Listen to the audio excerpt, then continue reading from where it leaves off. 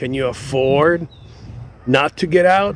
Or can you afford to get out and live a happier life so you can become who you were meant to become, the best version of yourself?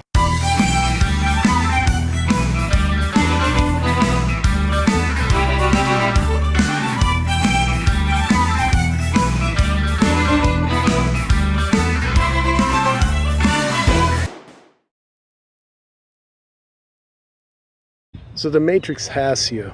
Okay, you were born into bondage. Morpheus, somebody who had already morphed from a slave into a free man or a man, knew this and told this to Neo. Neo is the new guy who's morphed into something new, or morphing into something new. You can be the same. You can be like Neo. You can get out of the Matrix. You can still do business with the Matrix. Okay?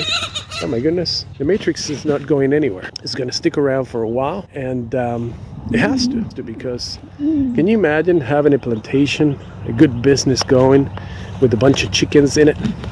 The chickens are laying eggs. You're selling the eggs.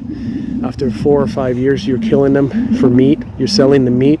It's a good business. Why would you want to get rid of the plantation, right? So the system is going to stick around because it's good for business.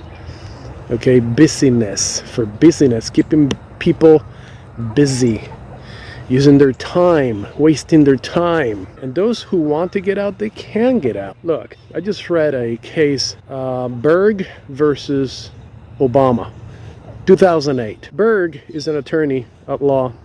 He takes Obama to court. The trial court says, you have no standing. Sorry, we got to dismiss this. Okay, now let's discuss standing for a minute. In court, you have to meet 3 elements. One primary element is damage. Have you been damaged by the defendant? If no, then you got a 3-legged stool with 1 broken leg.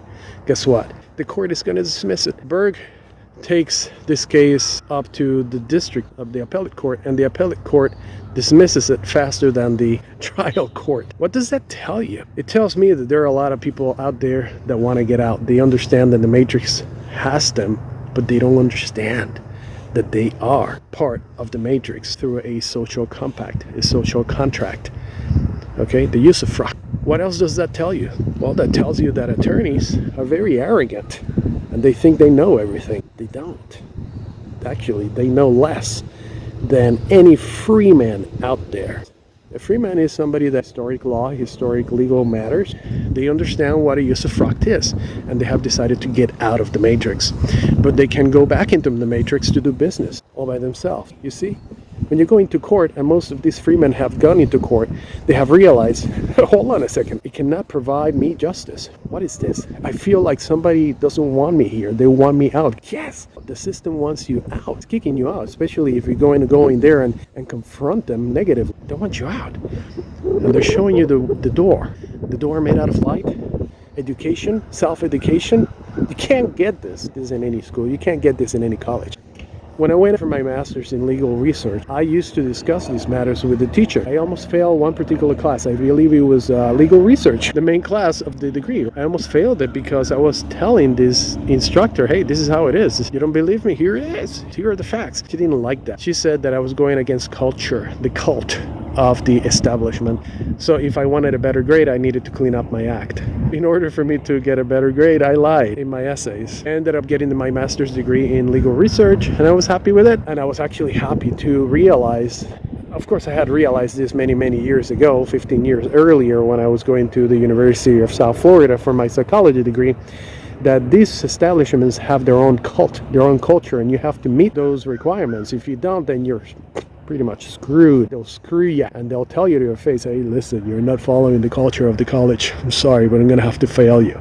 Oh man, I knew that, but going for my master's in legal research and whatnot, it really put it in perspective, especially when I have already been awake for quite a few years. And that realization pushed me into learning a little more about law and the usufruct system, the Sestocade Trust, a new system, and a little more about the 14th Amendment and the lies within Section 2 of that amendment.